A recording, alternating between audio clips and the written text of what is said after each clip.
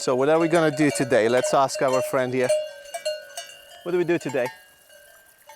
We're going to review the Sony G Master lens 16-35, and to start with I'm gonna show you this video filmed entirely on this lens and the Sony FX3.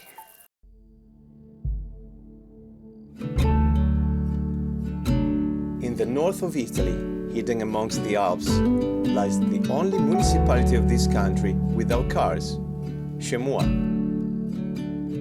With no traffic and no smog, there's just clean air and a still uncontaminated and untouched mountainous landscape. It doesn't take long to see them, even while traveling in the cable car. They are Chamois, the true lords of the land. They give their name to the village of Chamois, and they will be your companions while drinking from the fresh water fountains. The village can be comfortably reached by the cable car departing from Brisson. One of the main attractions of Chamois is the architecture of the village, which has remained intact and where the rascals, the typical alpine dwellings of the Aosta Valley, can be seen at every corner, with their base in stone and the upper part in wood. If you are a mountains lifestyle lover, then you cannot miss a visit to the amazing village of Chamois.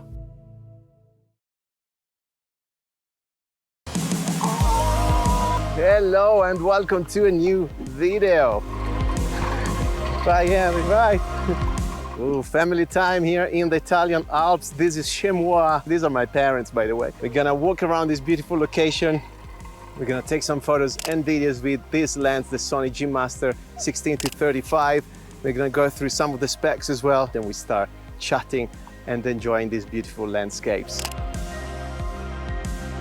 As we walk around, I'm filming actually on the 16-35 and the FX3, just to show you a bit of the autofocus, how that works, and the internal stabilization, because the lens has an internal stabilization.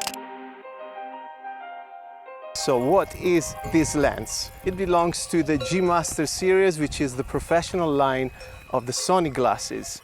It also belongs to what's called the Holy Trinity of lenses. It's called the Holy Trinity because it's made of 3 different lenses, zoom lenses, including the 16-35mm, the one I'm using right now, 24-70mm and 70-200. So basically it covers the whole range you might possibly need for your shoots. That's why it's called Holy. I've also reviewed the 24-70mm G Master Mark II. If you want to check the video, you will find it right here.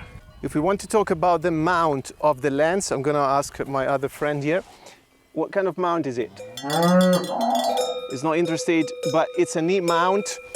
So if you want to purchase this lens, make sure your camera can support the E mount and not the A mount, because Sony has 2 different mounts. Format-wise, it's a full frame 35mm lens, so it can perfectly match your full frame cameras. As mentioned before, I'm using the FX3 right now, but I'm also using these full frame lenses with my Sony A7R III, which is a professional photography camera. Focal length 16-35, and that's the focal length when we use the lens in full frame. But you can also use the lens on crop sensor cameras, APS-C. When we use this lens on the crop sensor, then the focal length will range from 24mm to 52.5. As we talked about the focal length of the lens, let's also talk about the field of view, the angle of view. When we use the lens on a full frame camera, we can range from 107 degrees to 63. When we put it on an APS-C camera with a crop sensor, then we can range from 83 to 44 degrees angle of view. So you definitely have a big crop when used on an APS-C camera. Quick detour because I wanted to show you this amazing house. This location, guys.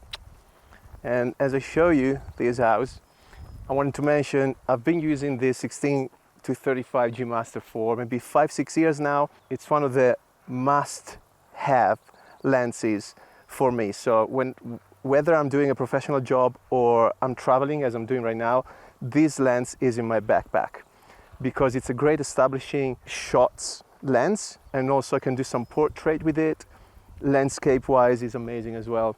Usually I travel with the 16-35 and the 70-200 because I can actually work without the mid-range. Also because the 16-35 covers a little bit of the mid-range from 24 to 70, so we can go up to 35, and if I crop the sensor as mentioned before, I can reach even further. And then I go from 70 to 200 in case I want to shoot some wildlife or go into details. In terms of aperture, we go from f2.8 when the iris is completely open to f22 when it's entirely closed. We have a circular aperture made of 11 blades. A circular aperture helps with the bokeh, and also it helps to eliminate the vignetting around your image.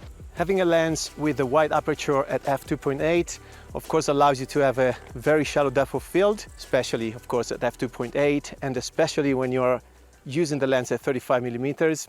I'm going to show you a couple of examples here at 16 millimeters and 35, both at f2.8.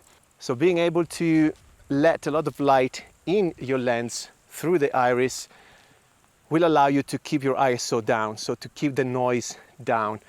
And again, it's a great advantage when you're filming or taking photos in low light conditions. And you can have a look at these night photos I've taken last night here in Chamois. And that's what makes this lens also great for indoors photography or videography. Focus-wise, we have the manual and autofocus option on the body of the lens through a button. In terms of focal distance, the minimum focal distance on paper is 28 centimeters from the subject, and that's actually true when you are at 35 millimeters on your lens. But when you are at 16 millimeters on your lens, you can actually get closer to your subject. That's the test I've just done, and probably I was 15 centimeters away from my flower.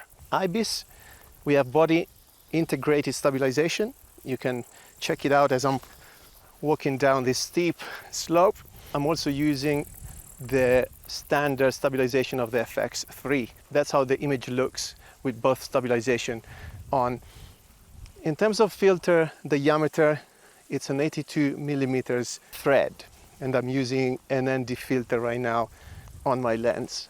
And this village is stunning.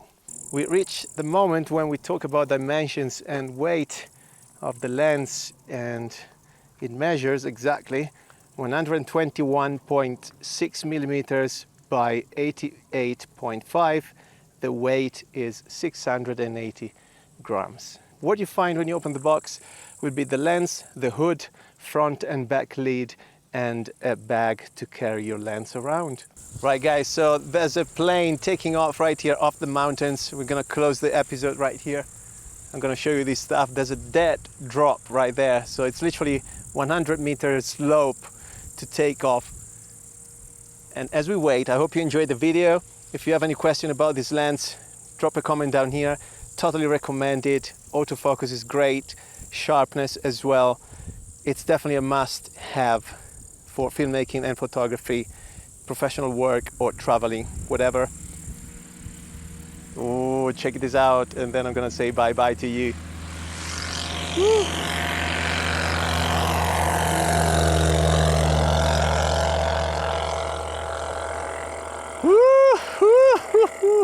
Wow. Wow. I mean, have you seen that? You need balls to do that stuff. Anyway, great lens once again. Not much distortion, especially when used at 35 millimeters, of course. Actually, there's no distortion there. I'm vlogging at 16 millimeters now.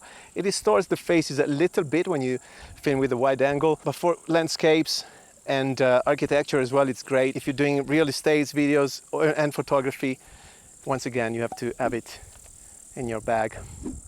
We're gonna say bye from this wonderful location in Chamois in the Italian Alps. Come and check it out, and I'll see you in the next video. Take care.